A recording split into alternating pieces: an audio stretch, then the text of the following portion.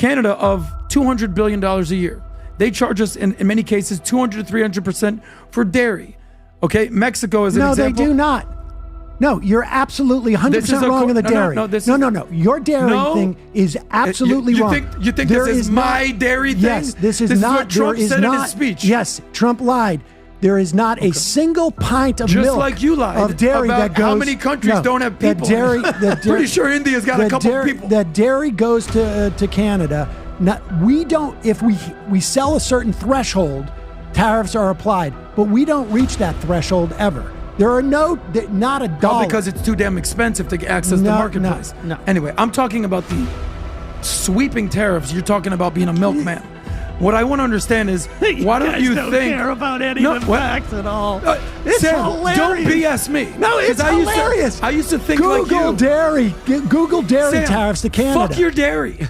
You brought up dairy. Sam Seder was a guest on Patrick Bet-David's show, and you can probably imagine how that went.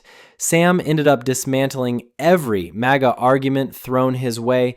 You don't want to miss this. Let's get into it. But you want to go, I'm giving one example. You want to have That's the only example you gave. Auto industries, they're charging us 25%. We're now doing a minimum tax 10% across the board.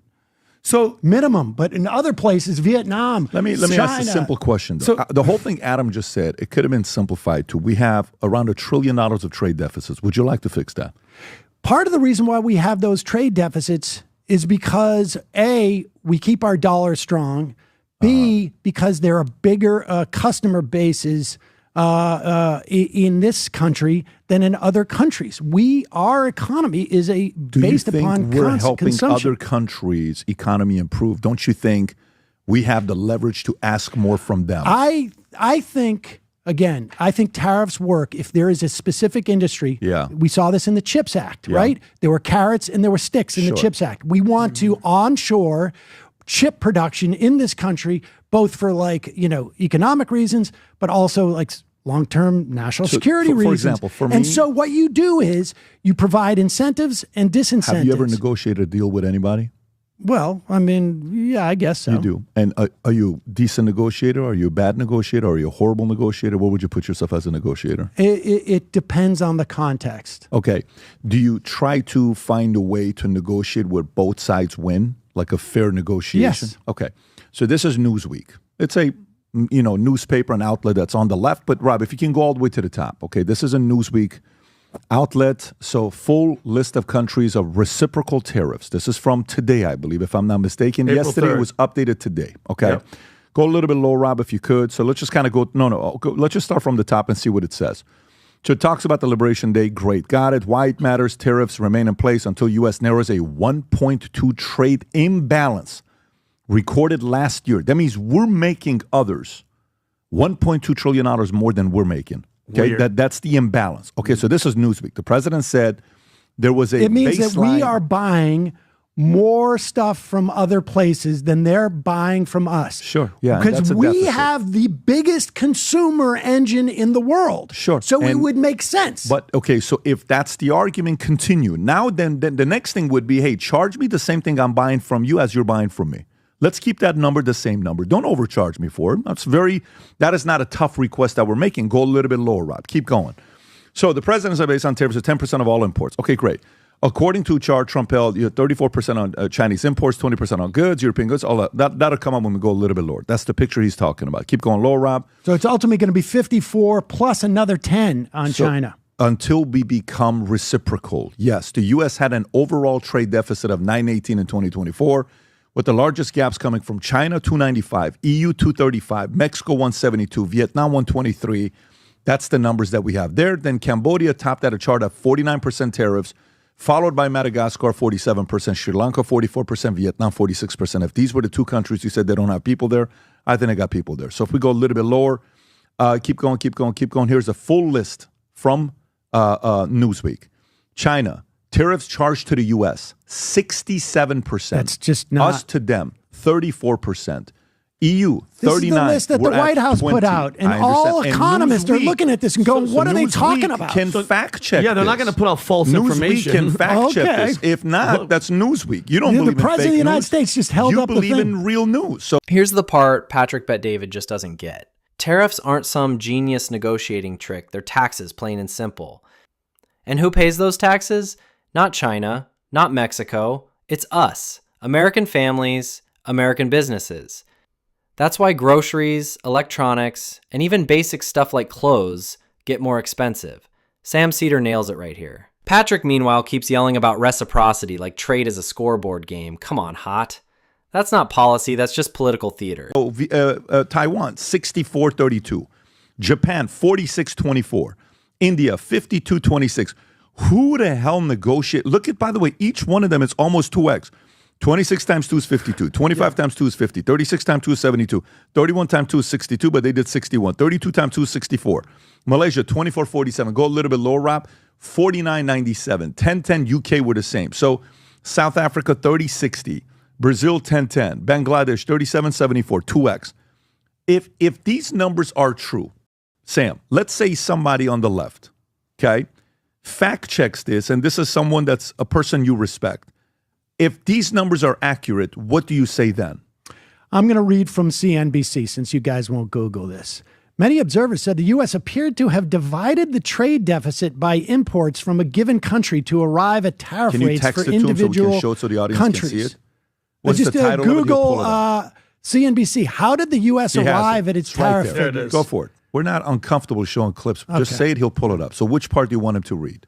Well, scroll down right there. Just number 2. Many observers said the U.S. appeared to have divided the trade deficit by imports from a given country to arrive at tariff rates for individual countries. Many observers. Such methodology Observers, doesn't necessarily align with conventional approach to calculate tariffs. I mean, they've just made up what the tariffs were. No.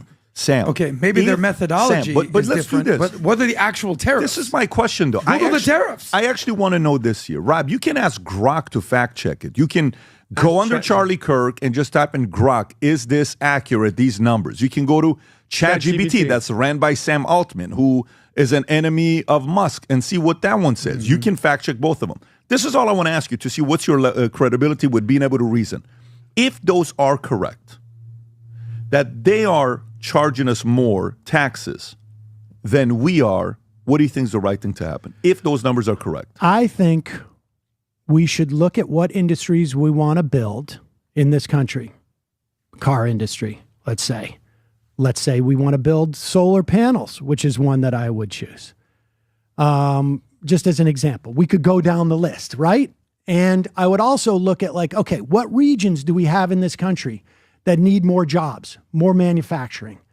And then I would target tariffs, not necessarily on the whole country that's coming in, but I would target on those products coming from a given country, because that is what is called a plan. Does it matter as what opposed the to this product buckshot? is? No, Absolutely. So you're willing to pay more you're willing to allow the other person to tax you more for a product you're buying than you're doing it to them?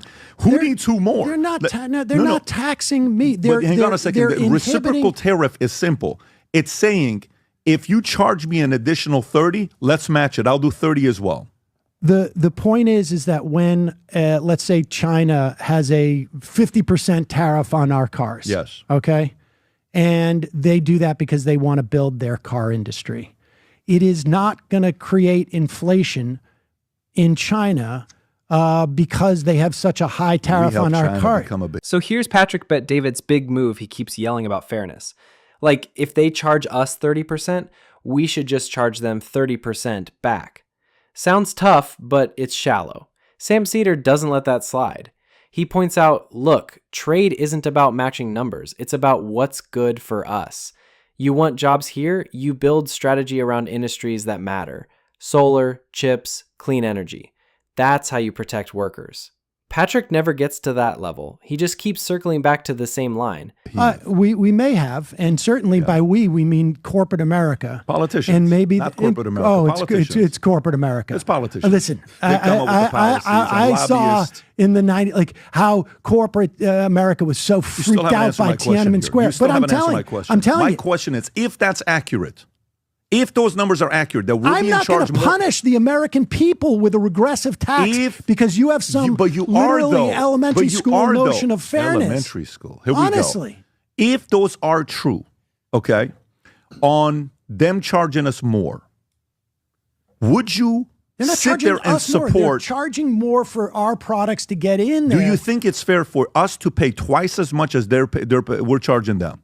Do you think that's fair? I don't think that fairness has anything to do with it. What's you're best the for fair the American You're the one that person? claims you're a fair guy. What's best for the American public? Okay, so let me ask you another question. I would ask. Who needs you more? Does YouTube need you or do you need YouTube? I probably need YouTube. Why do you need YouTube more? Because they have a lot of other people they can go to. Oh, thank you. Who needs who more? America? Do you need the American customers or do we need Bangladesh? Who needs who more? We better hope that a lot of these countries don't. I mean, Canada is starting to develop a different relationship with China.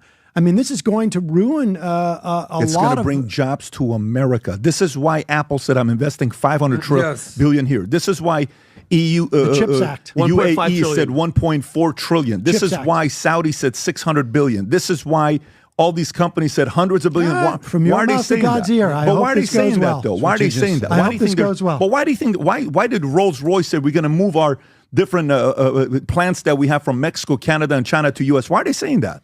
Why are they saying that? These are jobs for your American people that are not getting paid. Trump's trying to get those people jobs. Why don't you support it? There may be some benefit in terms of like manufacturing, but overall, you're going to have a regressive tax on Americans. And here's where Patrick Bet-David really loses the plot. He's still hung up on this idea of fairness, like, why should they charge us more than we charge them? But fairness doesn't pay the bills. Tariffs are just taxes, and who gets stuck with the bill? Regular people. We already saw it under Trump. Families paying more at Walmart and Target, farmers crushed by retaliation, and the trade deficit barely moving. Sam Seder lays it out. If you actually want jobs here, you invest in industries that matter. Patrick never gets there. He's stuck arguing about numbers while ignoring the impact on everyday Americans. So yeah, that's my take. Patrick Bet-David keeps talking in circles, and Sam Seder just keeps hitting him with the facts. Honestly, debates like this show why you can't just go off slogans. Anyway, what do you think? Drop it in the comments. I want to hear your take. Don't forget to like, subscribe, and I'll catch you in the next one.